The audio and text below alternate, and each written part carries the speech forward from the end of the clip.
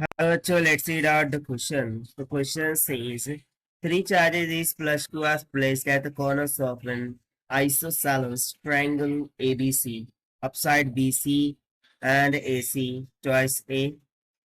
D and E are the midpoints of BC and CA. The work done in making a charge Q from D to E is. So यहाँ पर आप देख सकते हैं कि triangle drawn किया गया है और इन ट्रायंगल के every and each of the vertices पर प्लस क्यू चार्ज को इस तरीके से प्लेस कर दिया गया है। साथ साथ बोला जा रहा है कि BC और AC ये ट्वाइस ऑफ ए के इक्वल है। D and E are the mid points.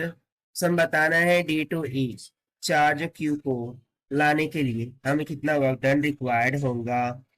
तो चलिए स्टार्ट करते हैं सोल्यूशन से। But before of its let's talk about the key concept which we are going to use here for this question. So इस question को solve करने के लिए हम सिंपली इलेक्ट्रिक पोटेंशियल कॉन्सेप्ट का यूज करेंगे। So while moving a charge from one place to another, the charge potential होगा at that point, this must be equals to 1 upon 4 pi epsilon naught times of q divided by the r, जहाँ पर r will be the distance from that we are bringing it to, and epsilon naught तो permittivity हो गया and q will be the charge here. So सबसे पहले हम यहाँ पे क्या करते हैं कि एक डायग्राम ड्रॉ करते हैं। तो लेट सपोज कि यहाँ से मैंने एक डॉटेड लाइन ड्रॉ कर दी और यहाँ से एक डॉटेड लाइन ड्रॉ के यहाँ पर कर दी ताकि मुझे ये क्रॉस सेक्शन पॉइंट मिल जाए। ठीक है, अब चूंकि BC और AC ये दोनों की दोनों हमें कितना दे रखा है, ट्वाइस ऑफ ए के equal. This is given to the question. So by using the concept we can say that AC is equals to BC is equals to twice of A, ये तो हमें ऑलरेडी गिवन है। And चूंकि D और E ये mid points है BC और CA के, तो clearly we can say that कि AE is equals to EC होगा and this will be equals to A। उसी तरीके से BD is equals to DC हो जाएगा and it will be equals to half of this, यानी कि A हो जाएगा। ठीक है, सो इतनी इंफॉर्मेशन हम यहाँ पर कलेक्ट कर ली। अब उसके बाद हम देखेंगे in a triangle ADC।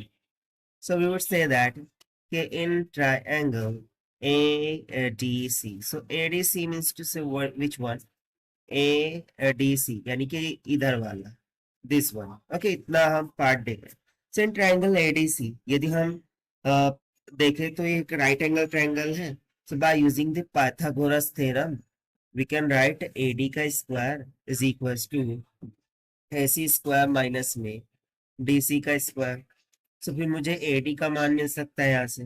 so ये हो जाएगा ट्वाइस ऑफ A का होल स्क्वायर माइनस में A का स्क्वायर। so 4A का स्क्वायर माइनस A स्क्वायर यानी कि थ्राइस ऑफ A स्क्वायर आ जाएगा। so मुझे AD स्क्वायर कितना मिल गया, थ्राइस ऑफ A का स्क्वायर। so यदि रूट ऑन बोथ साइड लें, AD will comes about under root 3 times of A. Similarly, potential at point D due to given charge configuration वह हम calculate कर लेंगे। ठीक है, इस पॉइंट D पर पोटेंशियल जो भी होगा वो। So we would say that the potential at point D, this will be equals to, अच्छा 1/4 pi epsilon naught, इसको हम कॉमन कर लेंगे इनटू द ब्रैकेट। तो सबसे पहला जो होगा तो वो हो जाएगा due to charge at point B.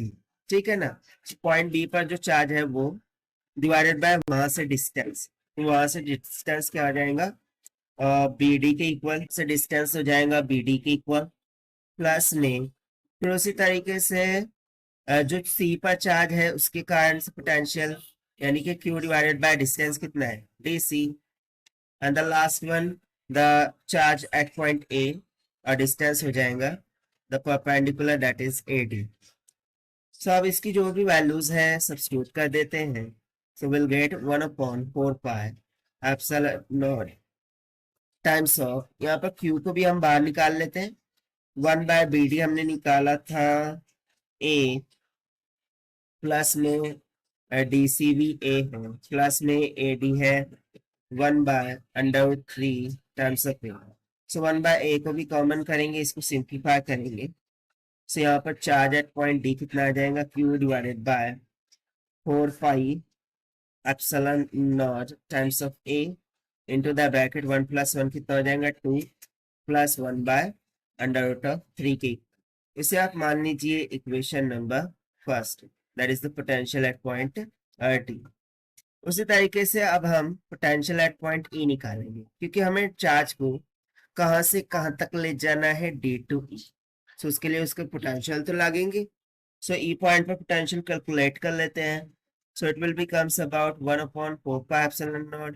एक तो बी की वजह से, सो इसके लिए भी Q divided by A E हो जाएगा, फिर प्लस में Q divided by E C हो जाएगा, फिर प्लस में Q divided by B E. ठीक है, मैं तीनों चार्जेस के लिए ले रहा हूँ। ये देखिए यहाँ से ए ई सी एंड बी ई। ठीक है, ये जो 3 लाइंस मैंने ड्रॉ की, ये डिस्टेंसेस मैंने यहाँ पर लिखे हैं। सो अब इनको सॉल्व करते हैं हम। This will be goes to Q divided by 4 pi epsilon not into the bracket 1/A is A plus में 1/E C is A plus 1/B is A under root of 3. So this will be equals to, now AE कहाँ से under root of 3 आ गया, BE।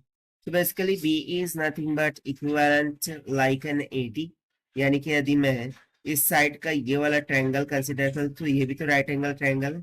तो उसमें Pythagoras theorem का use करके मैं BE भी निकाल सकता हूँ। इस तरीके से आप हम यहाँ पर निकालेंगे। सो ये भी कितना आ जाएगा, same Q divided by 4 pi epsilon not a 2 + 1/√3 के इक्वल। इसको अब हम दे देंगे equation 2। So from equation 1 and 2, clearly we can see that potential at point D is equals to the potential at point E. So the work done in taking a charge from D to E, W is equals to Q into the bracket, the change in potential. So this is equals to Q VE minus of VD। चूंकि दोनों equal है, so ये तो 0 हो जाएगा।